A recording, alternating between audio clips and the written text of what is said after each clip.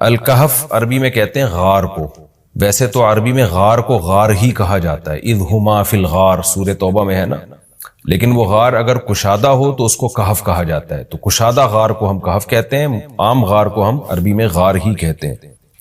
اعوذ باللہ من الشیطان الرجیم، بسم اللہ الرحمن الرحیم، الحمد للہ الذی، تمام تعریفیں اس اللہ کے لیے ہیں جس نے انزل علی عبدہ، جس نے نازل کی اپنے بندے پر الکتاب، کتاب کو یعنی قرآن کو، وَلَمْ يَجْعَلْ لَهُ عِوَجًا، اور نہیں بنایا اس نے اس قرآن کے لیے کوئی کجی۔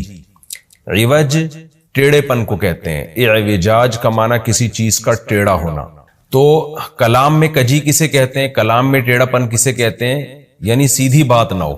ہم کہتے ہیں نا کہ بھائی سیدھی بات کرو، تمہاری اپنی بات میں اتنا ٹکراؤ ہے، پتہ ہی نہیں چلتا کہ تم کیا کہنا چاہتے ہو، اور بات بھی واضح نہ ہو، تو ایسے کلام کو کہا جاتا ہے ٹیڑھا کلام، عوج والا کلام۔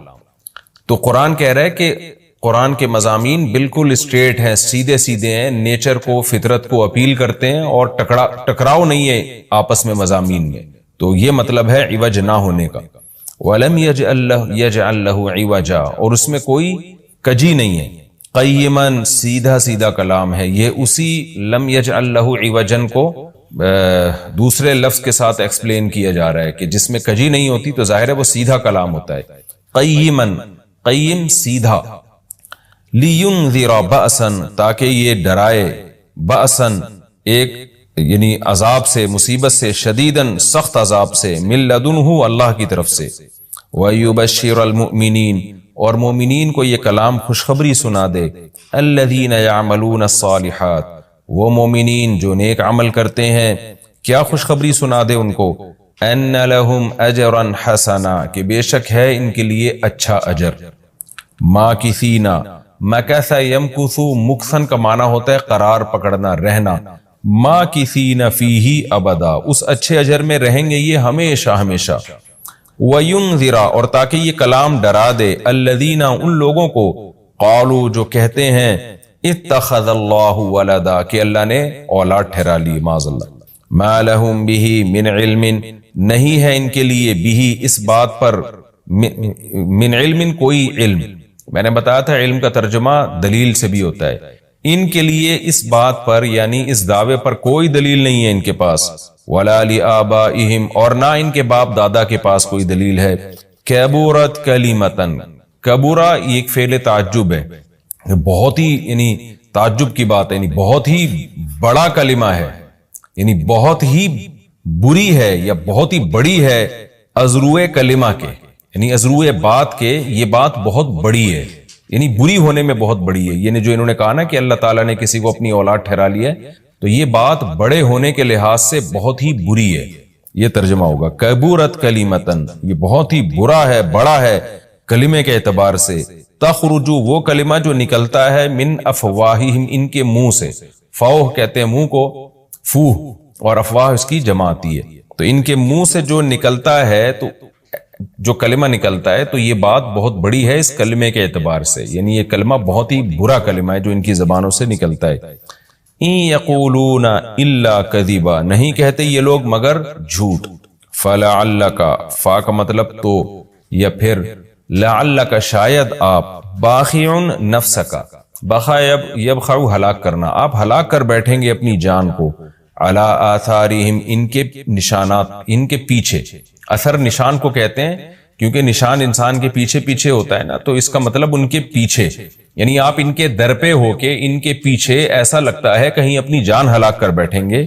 ان لم یؤمنوا، اگر یہ لوگ اس ایمان نہ لائے، بہذا الحدیث، اس بات پر یعنی قرآن پر ایمان نہ لے کر آئے، تو ایسا لگتا ہے شاید کہ آپ اپنی جان ہلاک کر بیٹھیں گے ان کے پیچھے، اسفا، افسوس کرتے ہوئے، اسفا تاسف اردو میں بھی استعمال ہوتا ہے نا، بڑا تاسف ہوا یعنی غم، تو آسان ترجمہ آیت کا کیا ہوگا، شاید کہ آپ ان کے پیچھے اپنی جان کو ہلاک کر بیٹھیں گے غم کی وجہ سے، اگر یہ اس بات پر ایمان نہ لے کر آئے، اس قرآن پر ایمان نہ لے کر آئے۔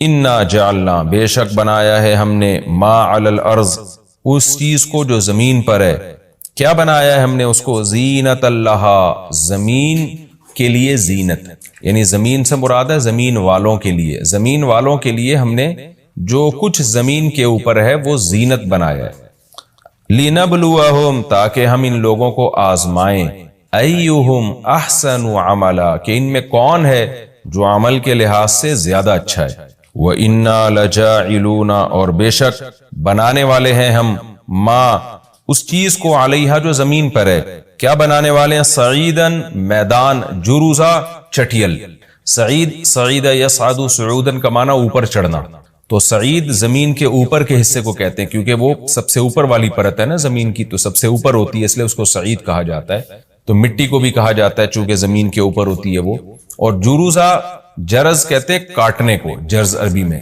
جروز کٹی ہوئی، تو کٹی ہوئی زمین کا مطلب ہے جس کی فصل کٹی ہوئی ہو، تو فصل جب زمین کی کٹتی ہے تو چٹیل میدان بن جاتی ہے، تو یہاں مطلب یہ نہیں ہے کہ زمین کے اوپر جس کی فصل کاٹ دی گئی ہو ہم وہ والی زمین کے اوپر کو وہ بنانے والے، مطلب یہ کہ چٹیل، یہ کنایا ہے یعنی مجاز ہے کہ جب فصل کٹ جاتی ہے تو زمین چٹیل میدان بن جاتی ہے، تو اس کا ترجمہ کیا ہوگا، وَإِنَّا لَجَاعِلُونَ ہم بنانے والے ہیں، ما علیہا ان تمام چیزوں کو جو زمین پر ہیں، کیا بنانے والے ہیں، سعیدن جروزا چٹیل میدان بنانے والے ہیں، سب ختم ہو جائے گا۔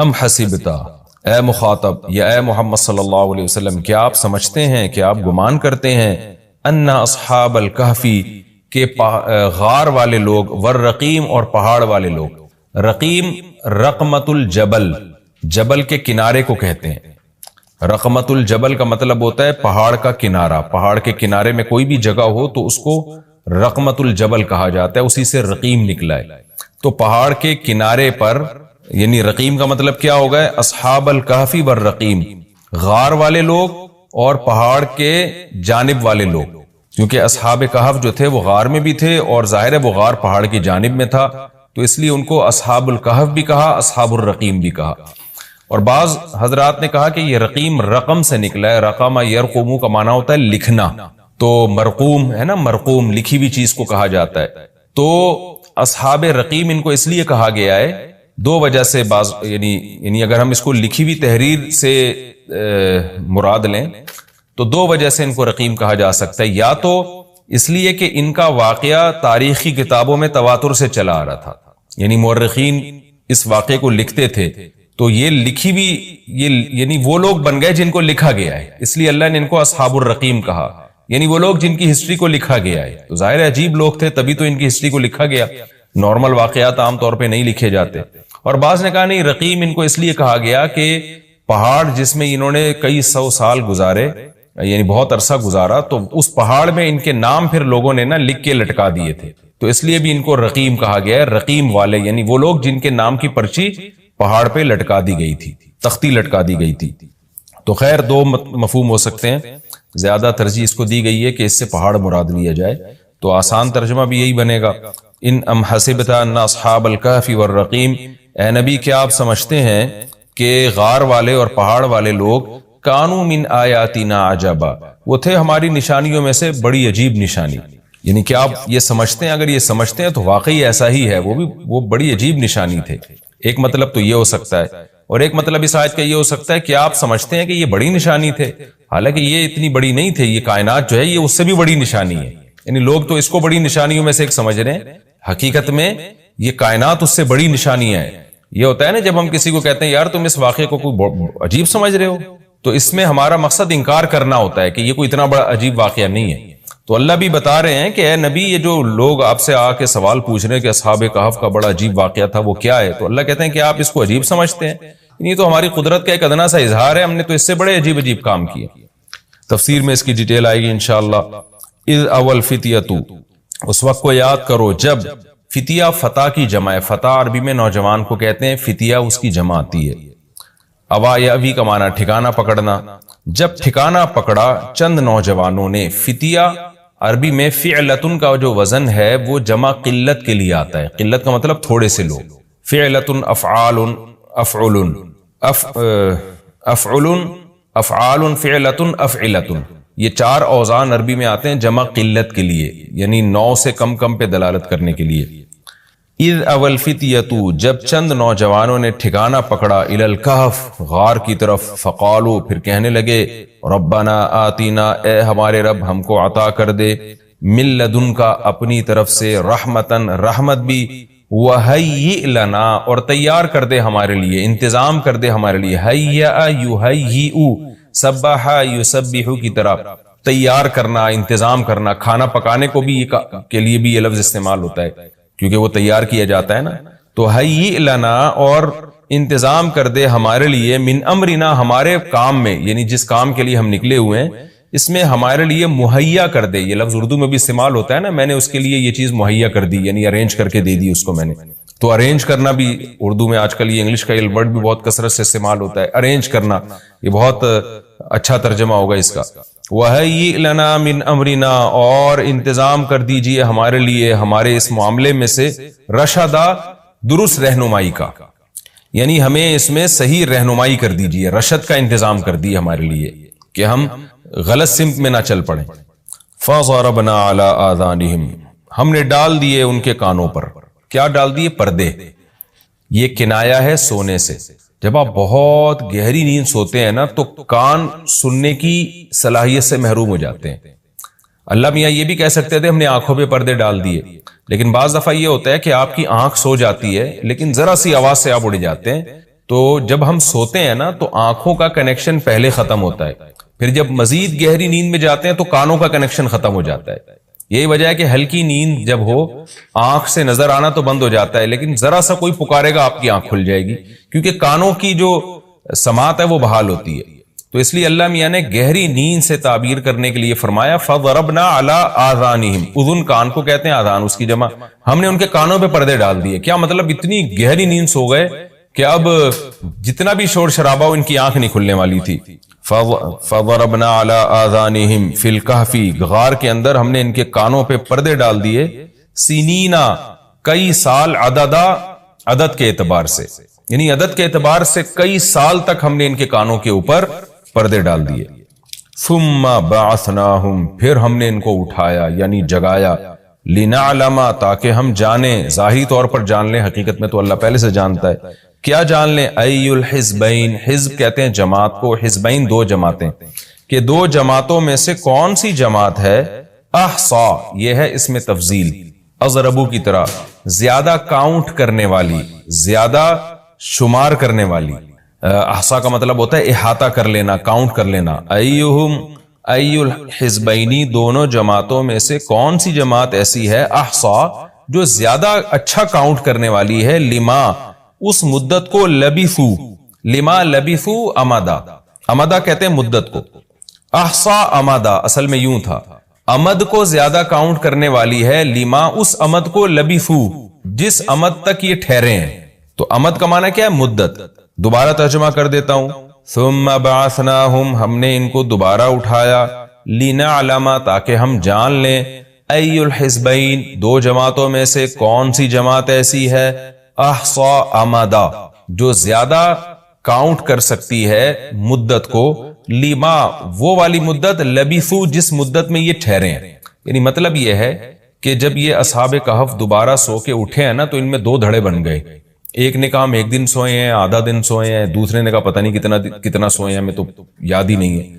تو اللہ نے کہا ہم دیکھنا چاہتے تھے کہ ان دونوں جماعتوں میں سے کون سی زیادہ اچھی یعنی زیادہ اچھا کاؤنٹ کر سکتی ہے مدت کو. تو ظاہر ہے اس نے زیادہ اچھا، دو فریق بن گئے نا، ایک نے کہا 24 گھنٹے یا اس سے کم سوئے ہیں، دوسرے نے کہا نہیں جی ہم اللہ ہی جانتا ہے. تو وہ جو جس نے کہا نا کہ اللہ ہی جانتا ہے وہ زیادہ اچھا کاؤنٹ کر رہی تھی، کیونکہ اس میں کوئی فیصلہ کرنا ممکن ہی نہیں تھا. تو یہ لام عاقبت کا لام کہلاتا ہے. عاقبت کا لام کا مطلب جس کا ریزلٹ یہ نکلا. یہ مطلب نہیں تھا کہ اللہ نے ان کو سلایا اس لیے تھا تاکہ ان کا اختلاف ہو اور ہم یہ دیکھنا چاہتے تھے کون زیادہ اچھی مدت کاؤنٹ کرتا ہے. ظاہر ہے یہ تو کوئی حکمت نہ ہوئی نا، اتنی بڑے ایک معجزہ اللہ نے اپنی قدرت دکھائی. تو اس لام عاقبت کا مطلب کہ ہم نے جب ان کو اٹھایا تو اس کا رزلٹ یہ نکلا. بہت ساری حکمتیں حاصل ہوئی، ان میں ایک رزلٹ یہ بھی نکلا کہ ہم دیکھ رہے تھے کہ دیکھیں کون بتاتا ہے کہ ہم کتنی مدت تک ہم سوئے ہیں اور اس میں درست نتیجے تک کون پہنچتا ہے. تو یہ اس رکوع کا لفظی ترجمہ مختصر گرامر کے ساتھ ہو گیا. اب ہم اس کی تفسیر کی طرف چلتے ہیں. سورہ کہف کا پہلا رکوع اور 15ویں پارے کا 13واں رکوع. یہ سورہ کہف ہے، اس کی بڑی فضیلت ہے. حدیث میں رسول اللہ صلی اللہ علیہ وسلم نے ارشاد فرمایا کہ جو جمعے کے دن سورہ کہف کی تلاوت کرتا ہے اللہ اسے دجال کے فتنے سے محفوظ رکھتے ہیں. اس کی وجہ کیا ہے کہ دجال کے فتنے میں اور اس میں کیا مناسبت ہے، اس پہ علماء نے بہت کچھ کہا ہے، تو یقینی طور پر اس حکمت کو بیان نہیں کیا جا سکتا، لیکن بہرحال اس کے مضامین ایسے ہیں کہ انسان کو اس سے ایمان میں تقویت ملتی ہے۔ اور بڑی بات یہ ہے کہ رسول اللہ صلی اللہ علیہ وسلم نے جب کسی چیز کے بارے میں ہمیں بتا دیا تو پھر ہمیں اس کی حکمت سمجھ میں نہ بھی آئے تو ہمیں بس اس پر ایمان لانا چاہیے۔ تو دجال کے فتنے سے بچنے کے لیے اگر کوئی جمعے کے دن اس کا اہتمام کرتا ہے تو انشاءاللہ اس کو فائدہ ہوگا۔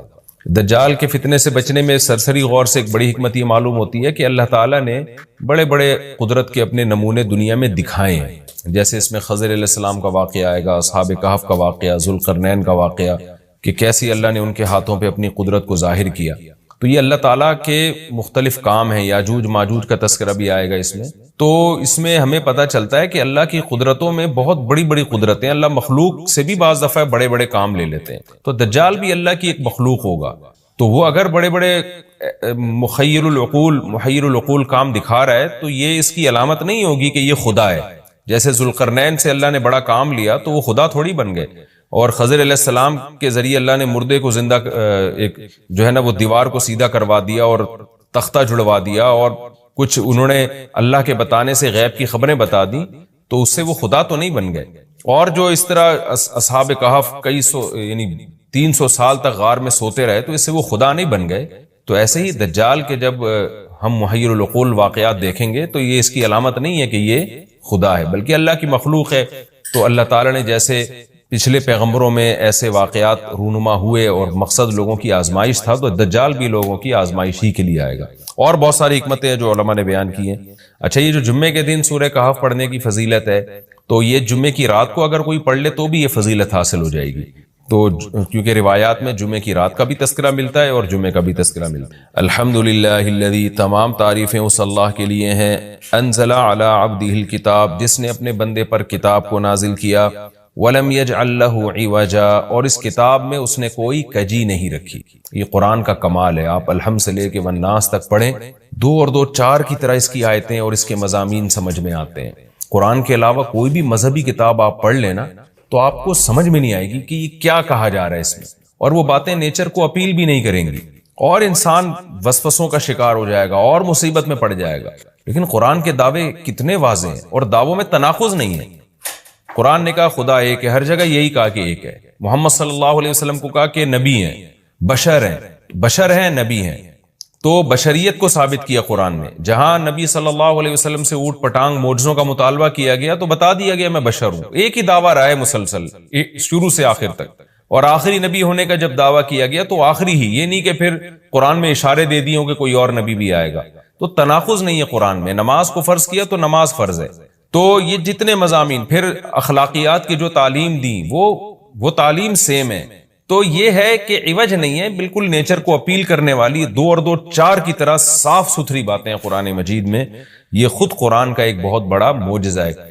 آپ کبھی بھی کسی جھوٹے آدمی کو جب سنیں گے نا، اس کی باتوں میں ٹکراؤ بہت ہو۔ میں ایک دفعہ تحقیق کر رہا تھا، یہ منکرین حدیث جو ہیں جنہوں نے کہا، دعویٰ کیا کہ حدیث حجت نہیں ہے، تو ہمارے شیخ حضرت مفتی رشید احمد صاحب رحمہ اللہ تعالی نے اصل الفتاوی کی 2 جلد میں ان کے خلاف بہت کچھ لکھا ہے۔ تو اس میں ایک بڑی دلچسپ بات یہ تھی کہ جب یہ منکرین حدیث کا جو بانی ہے نا، پرویز نام تھا اس کا، پورا نام اس وقت ذہن میں نہیں ہے، تو اس کی کتابوں سے حضرت نے تناقض نکالا۔ مفتی رشید احمد صاحب رحمۃ اللہ علیہ نے تناقض کیا نکالا؟ ایک جگہ لکھ رہا ہے کہ حدیث حجت نہیں ہے، دوسری جگہ لکھ رہا ہے کہ حدیث حجت تو ہے لیکن جن ذرائع سے ہم تک پہنچی وہ ذرائع حجت نہیں ہے، اور ایک جگہ لکھ رہا ہے کہ حدیث حجت بھی ہے لیکن صرف نبی صلی اللہ علیہ وسلم کے دور تک کے لیے حجت ہے، ہمیشہ کے لیے حجت نہیں ہے۔ تو ایسے کئی تناقض، تو اس میں حضرت نے لکھا کہ اس سے پتہ چلتا ہے کہ یہ بیچارہ خود اس کو پتہ نہیں ہے کہ یہ اس کا دعویٰ کیا ہے، یعنی اس سے صاف واضح ہوتا ہے کہ ان کا مقصد صرف اور صرف ہمیں اسلام سے ہٹانا ہے، اور حدیث کو مشکوک قرار دے کر، کیونکہ زیادہ تر جو قوانین ہمیں اسلام کے ملتے ہیں وہ تو قرآن میں بہت کم ملتے ہیں، وہ تو احادیث میں ملتے ہیں۔ قرآن تو زیادہ تر عقیدے کی بات کرتا ہے، آخرت کے تصور کو ہماری نظروں میں اجاگر کرتا ہے، اخلاقیات سکھاتا ہے، مسائل، فقہی مسائل، وہ تو زیادہ تر احادیث میں ہے، اسلامی قانون جسے ہم کہتے ہیں۔ تو مقصد اس کا یہ کہ اسلامی قانون سے کسی طرح لوگوں کو ہٹایا جائے. تو جیسے جس وقت بن پڑی وہ دعویٰ اس نے کر دیا. کبھی مجلس دیکھی کہ یار اس وقت یہ دعویٰ کرنا زیادہ مناسب ہے کہ حدیث حجت تو ہے لیکن جن ذرائع سے پہنچی وہ ذرائع قابل اعتماد نہیں ہے، تو وہاں اس نے یہ دعویٰ کر دیا. تو جھوٹا آدمی کسی ایک بات پہ ٹکتا نہیں ہے. آپ مرزا غلام احمد قادیانی کے دعووں کو دیکھ لیں، اس کی کتابوں میں کہیں وہ لکھتا ہے کہ میں نبی نہیں ہوں، میں تو امام ہوں، اور کہیں لکھتا ہے کہ میں شروع میں اس نے یہ دعویٰ کیا تھا کہ میں نبی نہیں ہوں، میں امام مہدی ہوں. پھر اس نے دعویٰ کیا میں حضرت وہی عیسیٰ علیہ الصلوۃ والسلام جو مسیح موعود وہ ہوں. اس کی کتابوں میں اتنا ٹکراؤ ہے، وجہ اس کی ہے کہ باطل کا ایک ہدف ہوتا ہے، تو وہ دیکھتا ہے کہ جیسا دیس ویسا بھیس. جیسے اس کا ہدف ہوتا ہے شہرت، دولت، اور یا لوگوں میں پھوٹ ڈالنا یا کوئی منصب حاصل کرنا کسی سے، تو وہ پھر دیکھتا ہے کہ جس وقت جو طریقہ اس کو سوٹیبل لگتا ہے نا وہ وہی طریقہ اختیار کر لیتا ہے.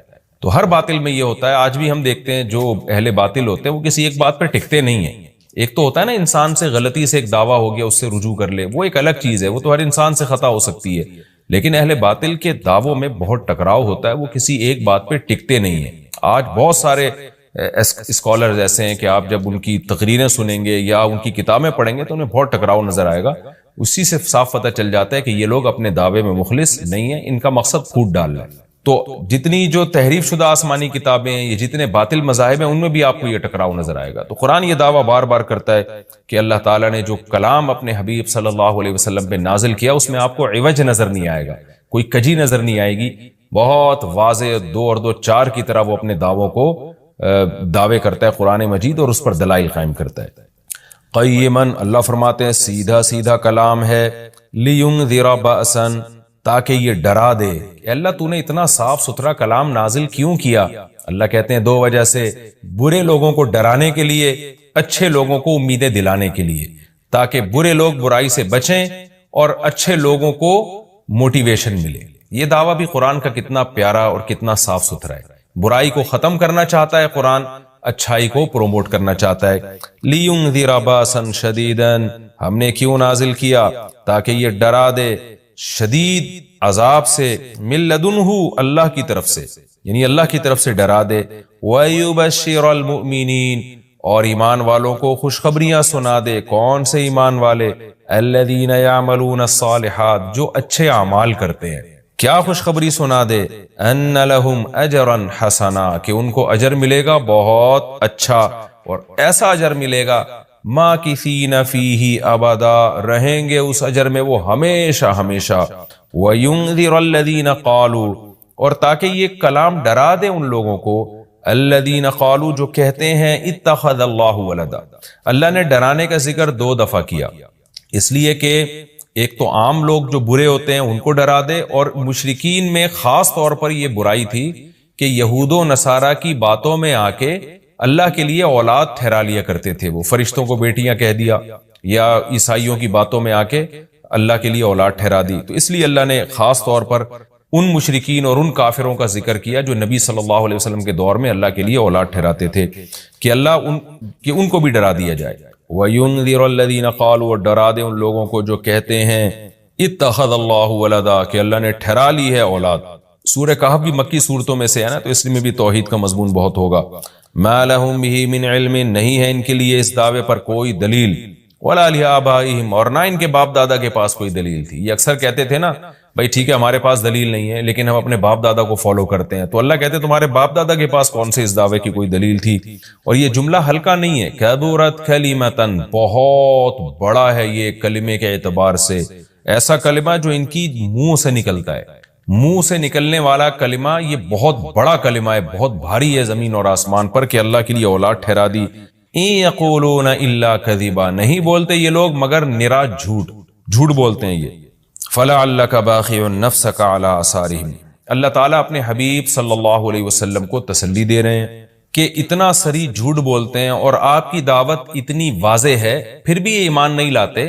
تو اے نبی کہیں ایسا نہ ہو کہ آپ غم میں اپنی جان ہی نہ ہلاک کر بیٹھیں، کیونکہ رسول اللہ صلی اللہ علیہ وسلم کا دل بہت گھٹتا تھا کہ اتنی واضح بات میں کر رہا ہوں، اتنا میرے دعوے میں اتنی کلیئرٹی ہے، اس کے باوجود یہ مانتے کیوں نہیں ہیں؟ تو غم سے آپ کا سینہ گھٹتا تھا.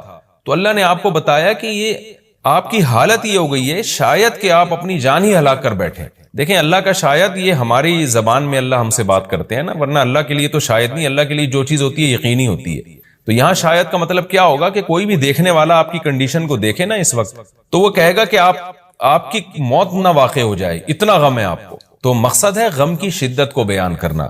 تو اللہ فرماتے ہیں شاید کہ آپ اپنی جان ہی ہلاک کر بیٹھے ان کے پیچھے، یعنی ان کے غم میں، اگر یہ لوگ اس قرآن پر ایمان نہ لے کر آئے، اسفا، افسوس اور غم میں آپ کی جان ہی کہیں آپ ہلاک نہ کر بیٹھیں۔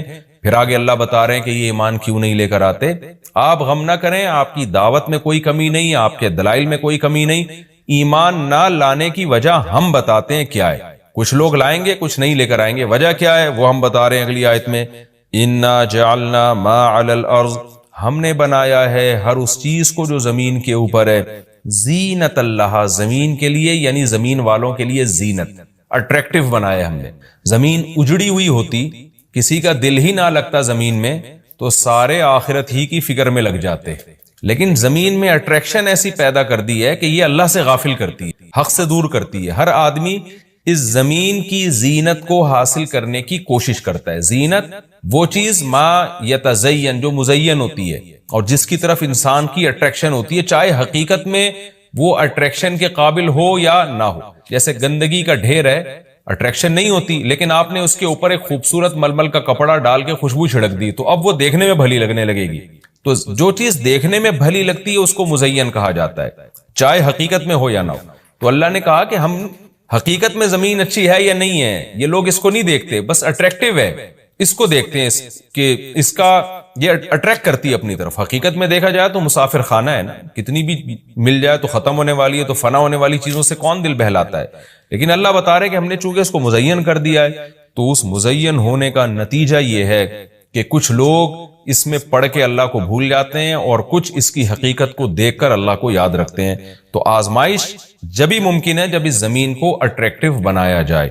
آگے اس لیے اللہ نے فرمایا کہ ہم نے بنایا ہے جو کچھ اس زمین کے اوپر ہے، زینت اللہ، زمین کے لیے مزین۔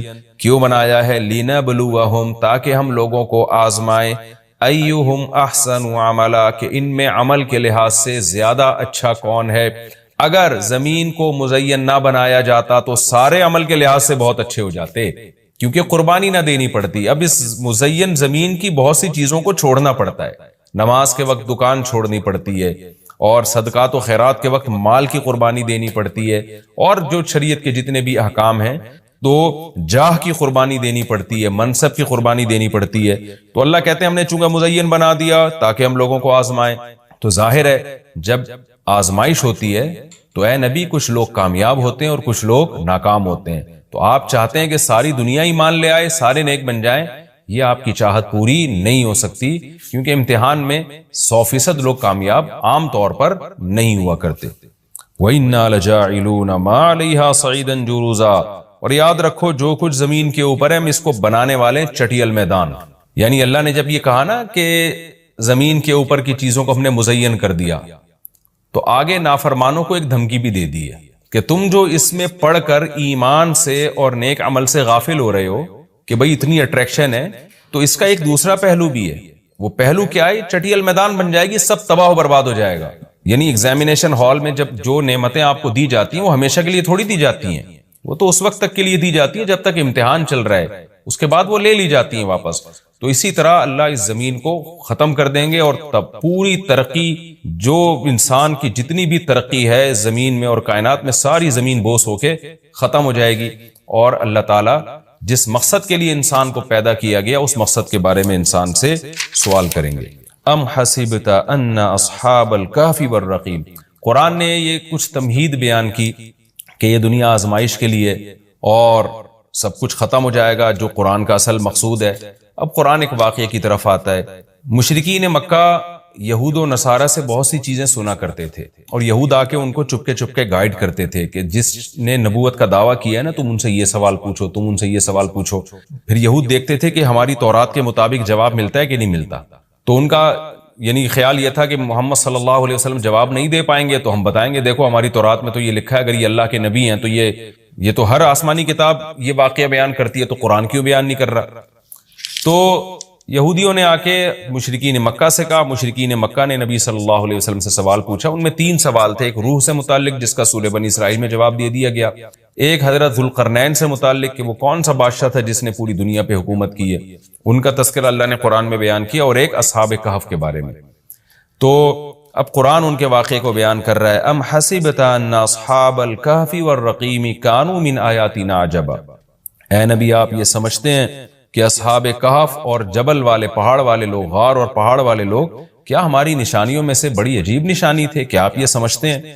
یعنی یا تو اس کا جواب یہ کہ واقعی یہ نشانی تھے، یا یہ کہ یہ اتنی بڑی نشانی نہیں تھے جتنی بڑی اس کائنات کو بنا دینا بڑی نشانی ہے. اذ اول فتیتو، اللہ نے اس واقعے کو بیان کیا. اس وقت کو یاد کرو جب چند نوجوانوں نے ٹھکانہ پکڑا الی الکہف، ایک بڑے غار کی طرف. فقالوا، پھر کہنے لگے. اب دیکھیں قرآن جب واقعہ بیان کرتا ہے نا تو سوال تو مشرکین نے اصحاب کہف کا پوچھا تھا، بتا دیا جاتا بھئی ایک زمانے میں اصحاب کہف تھے جو مشرک بادشاہ تھا جس کے ظلم سے تنگ آ کے وہ علاقہ چھوڑ کے چلے گئے اور 300 سال غار میں رہے، اور پھر 300 سال کے بعد واپس آئے اور لوگوں نے پھر بڑی عقیدت کی، محبت کی. بس اتنا کافی تھا. لیکن قرآن واقعہ اس انداز سے بیان کرتا ہے کہ اس میں اسباق ملنا شروع ہو جائیں، ہمیں اس میں اسباق ملنا شروع ہو جائیں. اب دیکھیں شروع کیسے کیا جا رہا ہے. کیا تم یہ سمجھتے ہو کہ اصحاب کہف کا واقعہ کوئی عجیب واقعہ ہے؟ یعنی اللہ کے لیے تو کوئی عجیب نہیں ہے.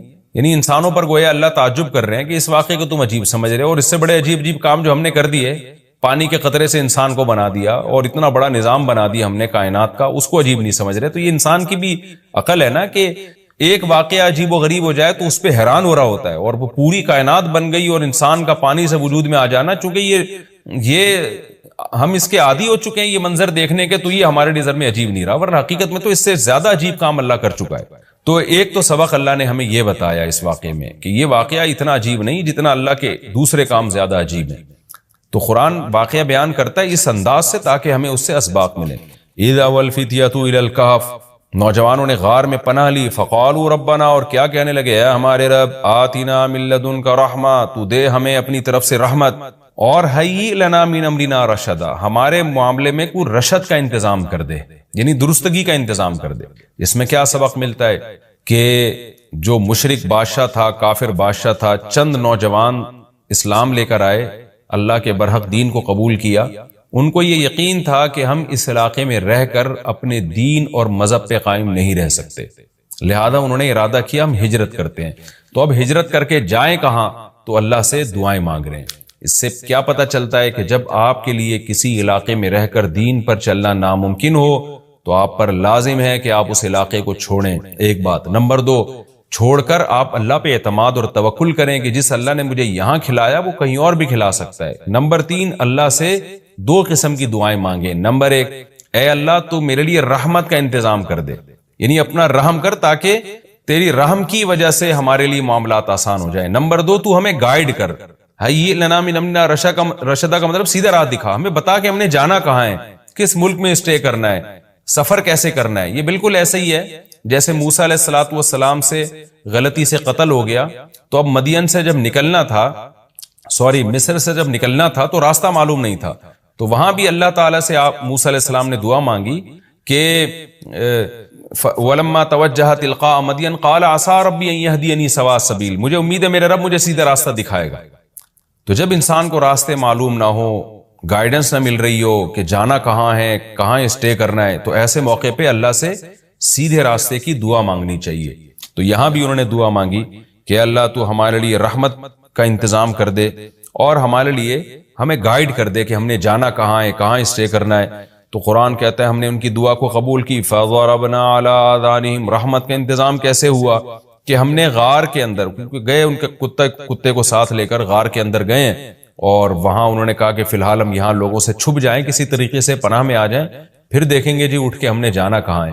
تو قتل کے خوف سے نکلیں اور غار میں جا کے آرام کیا. تو اللہ کہتے ہیں ہم نے ان کے کانوں پہ پردہ ڈال دیا، سلا دیا گہری نیند.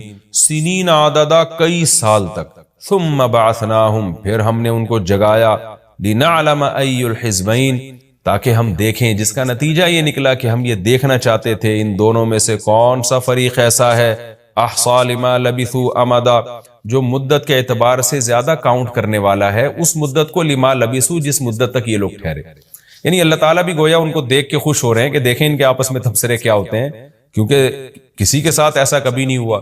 تو اب جب یہ اٹھیں گے تو اللہ کی گویا کہ اللہ تعالیٰ بھی ان کی بات کو دیکھ کرنا ایک خوش ہو رہے ہیں ان کو دیکھ کے کہ دیکھو میں یہ باتیں آپس میں کیا کرتے ہیں. تو کسی نے کیا کہا، کسی نے کیا کہا، یہ سارا تذکرہ آگے آئے گا. یہ واقعہ آگے بھی چلے گا اور انشاءاللہ اس کی تفصیل اگلے رکوع میں زیادہ آئے گی. ہمارا یہ رکوع الحمدللہ کمپلیٹ ہو گیا اور وقت بھی تقریباً کمپلیٹ ہی ہونے والا ہے ہمارا. تو انشاءاللہ اگلے ایپیسوڈ میں اس واقعے کو ہم مکمل کریں گے. تفسیر اس کی بہت آسان ہے، زیادہ ڈیٹیل میں جانے کی ضرورت نہیں ہے. اور میں بار بار بتاتا ہوں کہ یہ جو میں تفسیر کے لیکچر ریکارڈ کروا رہا ہوں اس کا بنیادی مقصد صرف اور صرف یہ ہے کہ جب آپ قرآن مجید کی تلاوت کریں تو آپ کو سمجھ میں آئے کہ آپ کیا پڑھ رہے ہیں، کیا سن رہے ہیں. تلاوت سنیں تو سمجھ میں آئے کہ کیا سن رہے ہیں آپ تراویح میں یا ویسے نارملی جب آپ تلاوت کرتے ہیں. اس تفسیر کے لیکچر کا مقصد لمبی چوڑی تفسیریں نہیں ہیں، کیونکہ میں اگر چاہوں تو ایک رکوع میں 6 مہینے لگا دوں اس کی ڈیٹیل بیان کرنے میں، اور چاہوں تو میں مختصر رکھوں اس کو. تو میں نے مختصر اس لیے رکھا ہے کہ آپ کو قرآن سمجھ میں آئے. لہذا قرآن سامنے رکھ کر آپ بیٹھا کریں اور ایک ہی لائنوں والا قرآن ہمیشہ رکھیں. 15 لائنوں والا ہے تو پوری زندگی پھر 15 لائنوں والوں سے تلاوت کریں. 16 لائنوں والا ہے تو 16 لائنوں والے سے آپ تلاوت کریں، تاکہ آپ کو جب وہ صفحہ سامنے ہوگا نا تو آپ جب بھی تلاوت کریں گے تو آپ کو اس کا مفہوم انشاءاللہ ذہن میں آئے گا. تو قرآن کی بیس آپ کی مضبوط ہو جائے. باقی تفسیریں تو پھر اتنی لمبی تفسیریں ہیں، وہ پڑھتے چلے جائیں، اس میں علمی نکات بہت ہیں. تو میں چاہتا ہوں آپ کی بیس مضبوط ہو جائے. جب قرآن پڑھیں آپ تو عربی میں ہی سمجھ میں آئے آپ کو، قرآن سنیں تو عربی میں ہی سمجھ میں آئے آپ کو. تو یہ بنیادی مقصد ہے. انشاءاللہ اگلے ایپیسوڈ میں سورہ کہف کا دوسرا رکوع اور 15ویں پارے کا انشاءاللہ میں 14واں رکوع شروع کروں گا. اللہ تعالی ہمیں سمجھنے کی، عمل کی توفیق عطا فرمائے. وما علینا الا البلاغ.